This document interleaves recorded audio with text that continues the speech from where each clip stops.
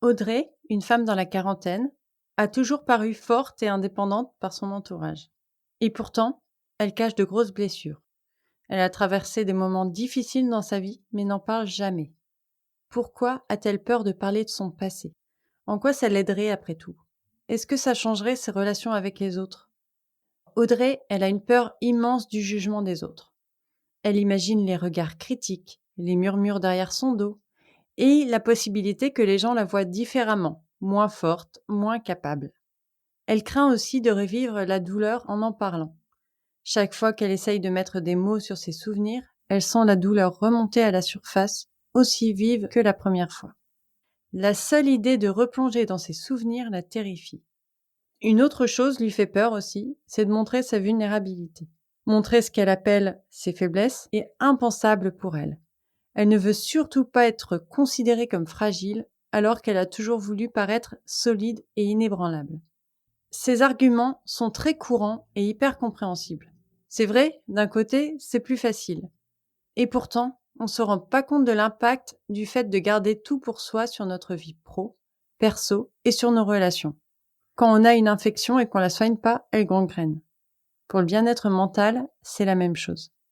Et parler de tes expériences passées, c'est une étape primordiale pour s'en libérer. Pourquoi? Parce que mettre des mots sur ce que tu as vécu permet de te libérer des émotions refoulées. En racontant ton histoire, tu donnes du sens à tes expériences. Ces souvenirs douloureux font partie de ton parcours de vie, de ce que tu es aujourd'hui et de ce que tu peux devenir. Du côté des relations, quand tu partages une partie de toi ou de tes expériences, tu permets aux autres de mieux te comprendre, de renforcer des liens de confiance et d'empathie. Tout comme tu apprécies, j'imagine, les personnes qui osent te parler de leurs blessures, les personnes qui sont honnêtes avec toi, qui montrent leur vulnérabilité. C'est vraiment une manière de dire « Je suis humain, j'ai vécu des choses difficiles, mais je suis ici et je veux partager ça avec toi. » Parler de ton passé, ça peut aussi t'aider à mieux comprendre et à accepter ce que tu as vécu. Le plus souvent, nos souvenirs sont entremêlés d'émotions qui restent en travers de la gorge et de perceptions qui sont souvent fausses ou incomplètes. Et en racontant ton histoire, en parlant à une personne extérieure, tu peux réorganiser ces souvenirs, tu peux les voir sous un nouvel angle et peut-être même prendre conscience de certains aspects que tu n'avais pas envisagés avant. Comme quand tu fais un puzzle, tu mets une nouvelle pièce en place et l'image devient de plus en plus claire. Et cette clarté, elle te permet d'accepter ton passé comme une partie de toi, sans jugement, sans regret, mais avec une compréhension et plus d'empathie pour toi-même. Alors oui, tu te dis peut-être, ok, oui, c'est bien en théorie, mais j'ai toujours pas envie d'en parler. Et ça, c'est compréhensible et c'est une réaction tout à fait normale. Mais alors pourquoi c'est important d'aborder ce sujet? Quels sont les risques de garder tout ça pour toi? Est-ce que ça affecte ta santé mentale, ta santé physique? Est-ce que ça influence ta confiance en toi? Eh ben, on va en parler tout de suite. Coucou, c'est Erika. Dans ce podcast, je t'invite dans un espace où on parle de liberté, mais pas n'importe laquelle. Je te parlerai pas de liberté financière ou géographique, mais de celle qui te permet de te libérer de tes peurs, du regard des autres et surtout de ton propre regard sur toi-même. C'est une odyssée intérieure vers la connaissance de soi et une meilleure gestion des émotions. Après avoir vécu un bouleversement majeur, j'ai réalisé combien nos émotions, nos petits et grands traumas, façonnent notre estime de soi. Alors je me suis tournée vers le coaching et la thérapie brève pour apporter l'aide nécessaire, efficace et complète qu'on ne trouve pas toujours dans ces cas-là. Alors je te souhaite la bienvenue dans ce podcast et c'est parti pour l'épisode. Les émotions qui sont refoulées, elles ne disparaissent pas, on est d'accord.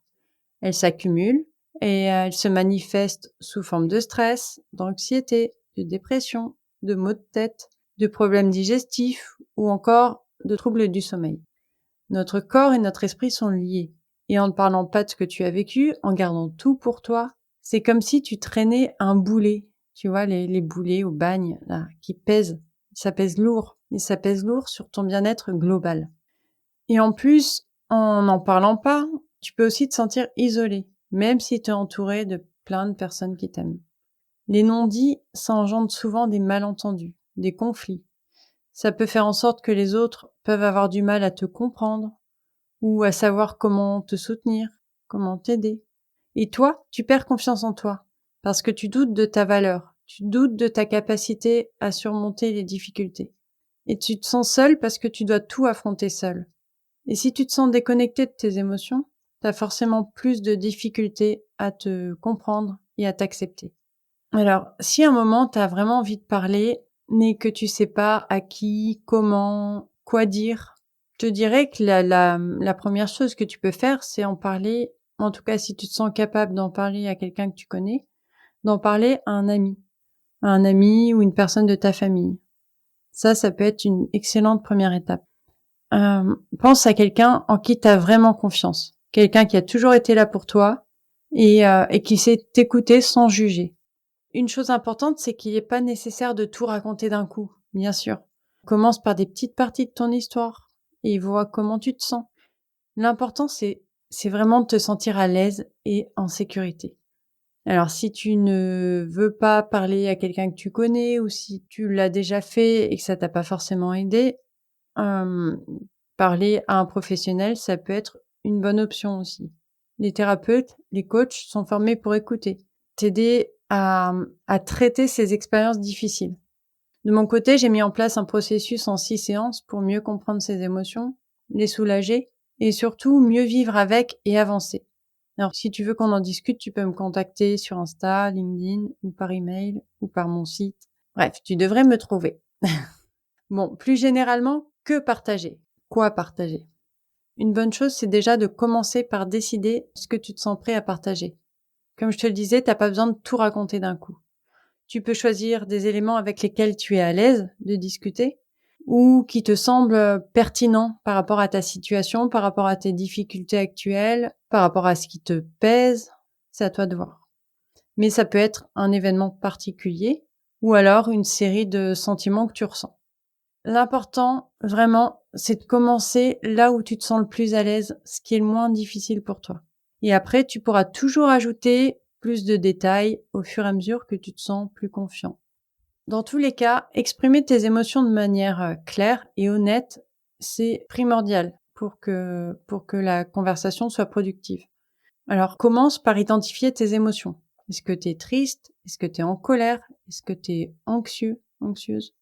Utilise les phrases en jeu pour parler de tes sentiments. Par exemple, je me sens triste quand je pense à cet événement ou je suis en colère parce que ça m'a blessé. Mais être honnête sur ce que tu ressens, ça aidera l'autre personne à mieux comprendre ton vécu et à réagir de la bonne manière, de manière appropriée. Ensuite, demande-toi quels sont tes objectifs en partageant ton histoire. Est-ce que tu as juste besoin d'être entendu? Est-ce que tu cherches du soutien ou des conseils? Est-ce que tu as besoin de comprendre mieux tes sentiments en les verbalisant? Et si ton objectif c'est de recevoir du soutien émotionnel, tu pourrais dire « Je partage ça avec toi parce que j'ai besoin de soutien et de compréhension ». Si ton objectif c'est de clarifier tes émotions, tu peux dire « Je veux en parler pour mieux comprendre ce que je ressens ». Mais pose ton intention à voix haute à la personne pour qu'elle sache ce que tu attends exactement d'elle. Alors, que faire si la personne à qui tu parles réagit négativement? Il est possible que la personne à qui tu racontes ton histoire ne réagisse pas comme tu l'espérais. Si ça arrive, essaie de rester calme et de pas prendre la réaction personnellement. Chacun va réagir différemment en fonction de ses propres émotions, de ses propres expériences.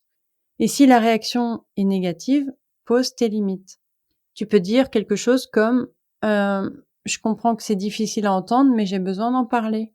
Et si la conversation devient trop inconfortable ou blessante, tu peux couper court et revenir au sujet plus tard ou avec quelqu'un d'autre. Là, la priorité, c'est ton bien-être. Alors parfois, les gens posent des questions ou donnent des conseils sans que tu les aies demandés. Ça, c'est très fréquent. Les conseils non sollicités, malheureusement, ça part d'une bonne intention. C'est très souvent dans le but d'aider, mais ça peut être inapproprié ou maladroit. Alors, pour gérer ça, tu peux être clair sur ce que tu attends de la conversation, comme tout à l'heure. Tu peux dire, j'ai pas besoin de conseils en ce moment, j'ai juste besoin d'une oreille. Et s'il y a des questions qui te mettent mal à l'aise, t'as le droit de pas répondre. Tu peux dire, je suis pas prêt à parler de ça pour le moment. Et c'est ok. Et si c'est pas ok pour la personne, c'est son problème. Mais toi, si c'est OK pour toi, c'est comme ça. Alors, comment rester centré sur mes besoins émotionnels durant la conversation? Alors, comme je te le disais avant de commencer, rappelle-toi pourquoi tu veux partager ton histoire et qu'est-ce que tu espères en retirer. Pendant la conversation, fais attention à tes émotions. Si tu te sens submergé, si tu te sens que ça déborde, que c'est trop dur, prends une pause. Respire, recentre-toi et concentre-toi sur ta respiration. Et n'hésite pas aussi à exprimer ce que tu ressens en temps réel.